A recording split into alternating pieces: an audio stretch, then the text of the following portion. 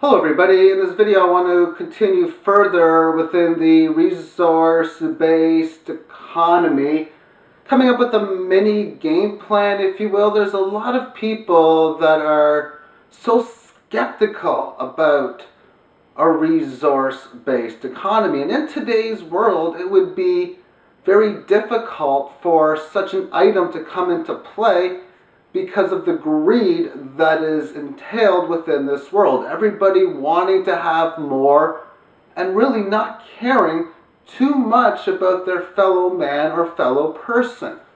We are seeing this throughout the world with all the hunger that is going on, a world where the rich is getting richer and the poor are getting poorer. So in this video I'm going to go over a quick game plan, and I've written down a bunch of different jobs, if you will, that are not only being done today in our current monetary system, but would need to be done within a successful resource-based economy. And for this example, let's assume that this is a large town or a big city, 100,000, 200,000 people population.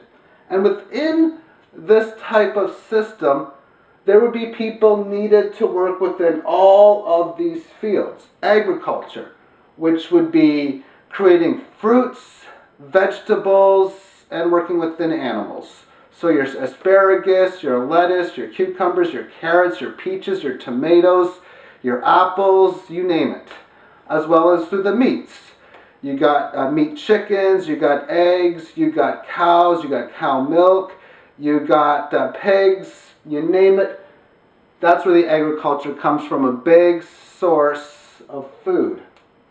You need people in medicine and in healing.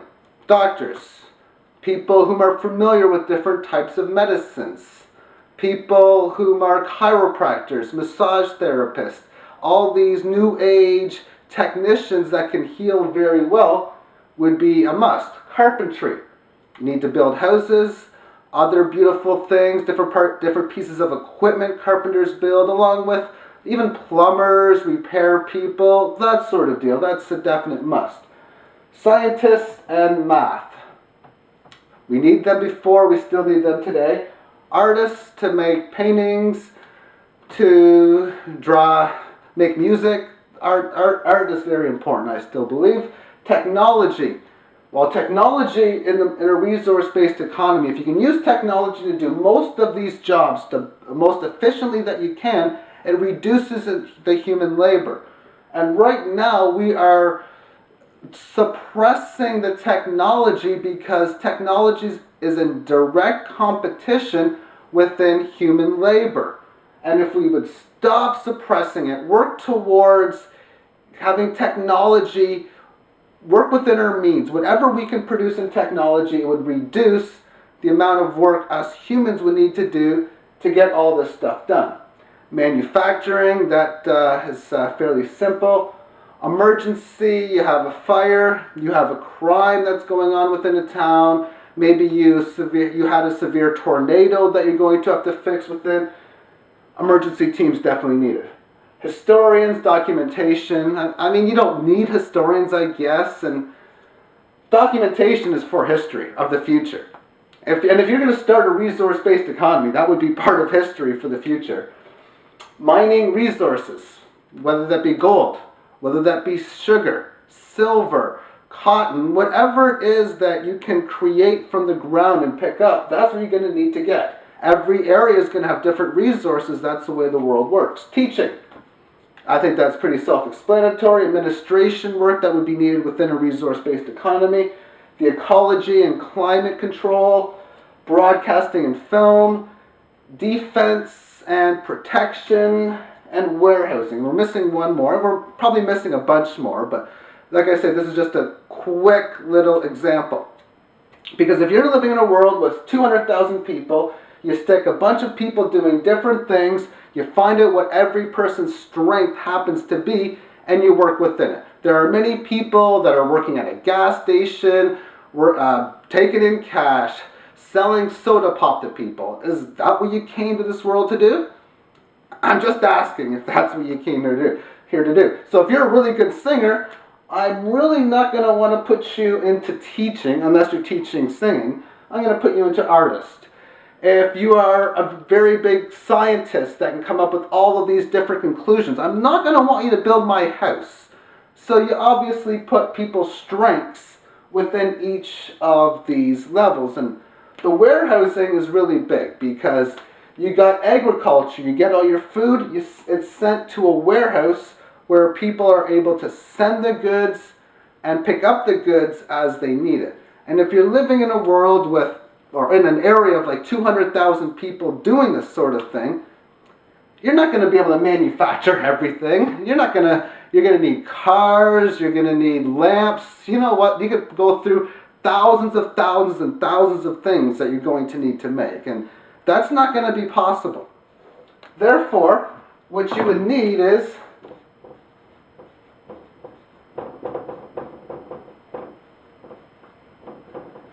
importing and exporting. And let's assume this community does a resource-based economy where the rest of the area or the rest of the world isn't. They're in a gold and silver type of standard. Well, thankfully you're mining gold and silver, because what's going to happen is if you're not making cars, you're going to have to import them from somewhere else.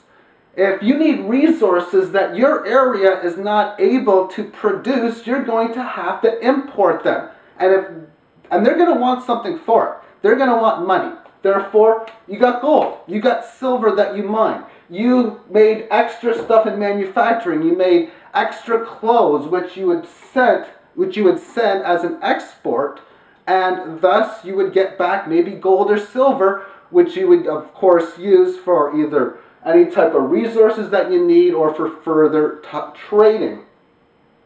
So that's a basic idea for how it would work.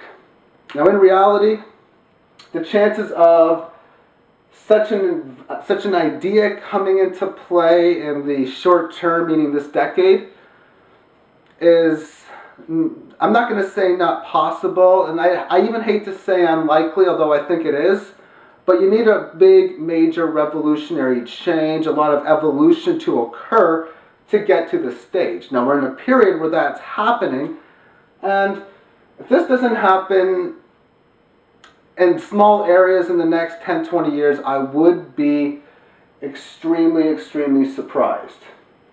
But you throw away money, you throw away the banking system, insurance companies, there's so many jobs that we are doing today that we could delete, as well as technology allowing us to delete many jobs.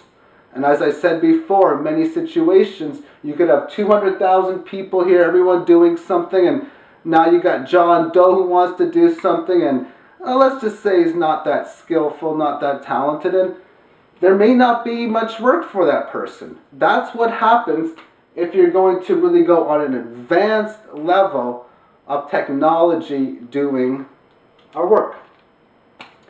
But obviously there's always going to be people needed to maintain the system, to make sure technology is working. There's a lot that would be done towards this. And a lot of times when you're doing something like this, it's almost like a trial and error kind of thing. You're active within it and you notice, eek, this isn't working too well. Okay, what type of measures can I do to fix the problem? Thank you for watching.